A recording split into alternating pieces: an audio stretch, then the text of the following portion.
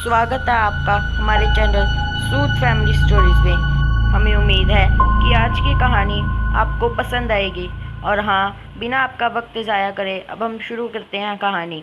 लेकिन हाँ, अगर आप हमारे चैनल पर अभी नए आए हैं तो हमारे चैनल को सब्सक्राइब करना बिल्कुल ना भूलिएगा, वीडियो को लाइक कीजिएगा। चलिए शुरू करते हैं आज की कहानी। गर्मियों की छुट्टियाँ थी। कुछ दोस्तों ने सोचा कि इन छुट्टियों में हम कहीं घूमने चलते हैं, तो सभी ने माता वैष्णो देवी जाने का निश्चय किया। पहले सभी दोस्तों ने ट्रेन से जाने का सोचा, लेकिन एक दोस्त ने कहा कि अगर हम ट्रेन से जाएंगे तो वहाँ काफ़ी भीड़ भाड़ होगी। मेरे पिताश्री इन छुट्टियों में कहीं बाहर गए हैं काम से, तो उनकी गाड़ी यहीं पड़ी हुई है, तो हम मेरे पिताजी की गाड़ी में ही कल चलेंगे। ये बात सुन सभी दोस्तों ने इस बात के लिए हामी भरी। दोपहर 2 बजे जाने का निश्चय किया। सभी दोस्त समय पर आ गए और मोहित भी गाड़ी ले समय से आ गया और सभी चलने के लिए गाड़ी में बैठ गए। दोस्त गाड़ी में झूमते खाते पीते चलने लगे। काफ़ी रास्ता निकल चुका था। रात को 1 से 2 बजे के करीब एक हाईवे पर गाड़ी रुक गई। एक दोस्त ने उतर कर देखा तो वहाँ गाड़ी का इंजन खराब हो चुका था। वहाँ कोई गाड़ी रिपेयर करने वाला भी नहीं दिख रहा था, इसलिए इंतज़ार करने के अलावा उनके पास कोई रास्ता नहीं था और वह किसी गाड़ी के आने का इंतज़ार करने लगे। इंतज़ार करते करते उनको अब करीब आधा घंटा बीत चुका था। तभी उनके साथ आए एक दोस्त संजय ने पीछे मुड़कर देखा तो वहाँ एक गाड़ी जा रही थी जो काफ़ी पुराने ज़माने की लग रही थी और उस पर काफ़ी धूल चढ़ी हुई थी। पहले तो उन्होंने उससे लिफ्ट मांगना सही ना समझा, लेकिन रात भी काफ़ी हो चुकी थी और वहाँ से कोई गाड़ी ना गुजरे, इसके डर से उन्होंने उससे लिफ्ट मांगने के लिए हाथ आगे बढ़ाया। वह गाड़ी उनके पास आकर रुक गई। गाड़ी में से 2 व्यक्ति उतरे जिन्होंने बहुत पुराने ज़माने के कुछ वस्त्र पहन रखे थे। तभी वहाँ से निकले आदमी ने अपनी डिक्की में से एक रस्सी निकाली और अपनी गाड़ी से उनकी गाड़ी रस्सी से बांध ली। वह गाड़ी एक पुरानी से हवेली के सामने आकर खुद ब खुद रुक गई। वह हवेली देखने में बहुत गंदी सी लग रही थी। तभी उस पुरानी सी गाड़ियों में बैठे 2 व्यक्तियों ने कहा कि चलो अंदर चलें। तो के पास अंदर जाने के अलावा कोई रास्ता भी ना था, तो सभी दोस्त अंदर चले गए। सीढ़ियाँ चढ़ ही रहे थे कि तभी वहाँ से एक बूढ़ी सी औरत लालटेन लेकर उनके सामने आ गई।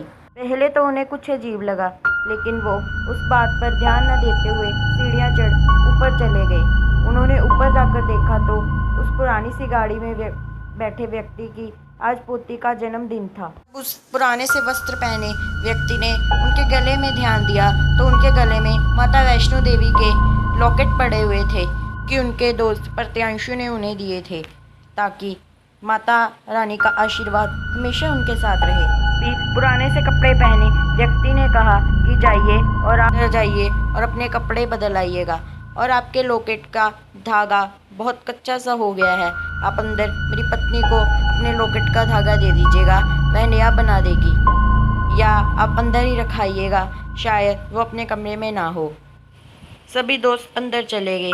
तभी वहाँ पर उनके एक दोस्त ने कहा कि हमें ये सही नहीं लग रहा, हमें अपने लॉकेट नहीं उतारने चाहिए, मुझे कुछ गड़बड़ लग रही है, हमें माता वैष्णो देवी का लॉकेट नहीं उतारना चाहिए। ऐसा करेंगे कि हम इनके दिए हुए कपड़ों के नीचे उस लॉकेट को पहन कर रखेंगे।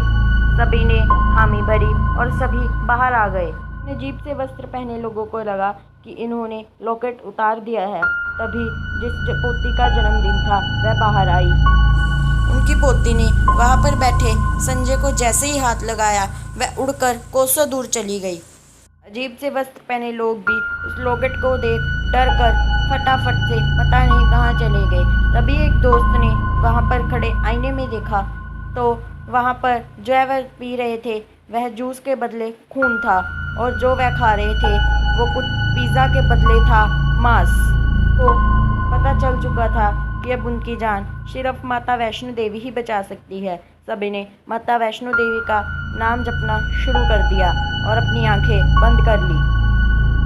जब सभी दोस्तों ने आंखें खोली तो सुबह हो चुकी थी और वह एक चाय वाले के पास पड़े हुए थे। उन्होंने उस चाय वाले से पूछा कि हम तो किसी हवेली में थे, और हम यहाँ पर कैसे आए? तो उस चाय वाले ने कहा कि यहाँ पर कोई हवेली नहीं है। बरसों पहले यहाँ एक हवेली थी।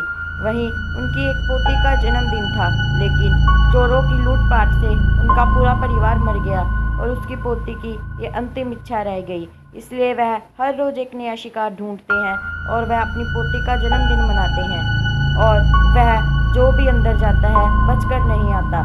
परंतु आपकी किस्मत अच्छी थी कि आप बाहर आ गए। ये तो माता वैष्णो देवी का ही कमाल है, जिन्होंने आपको बचा लिया। तभी उन सभी लोगों ने माता वैष्णो देवी का जयकारा लगाया और उस लॉकेट को हमेशा अपने गले में रखने का वादा किया। की कहानी में बस इतना ही। आप सभी लोग चैनल सब्सक्राइब करना बिल्कुल ना भूलिएगा और स्टोरी अगर अच्छी लगी हो तो लाइक कीजिएगा। धन्यवाद।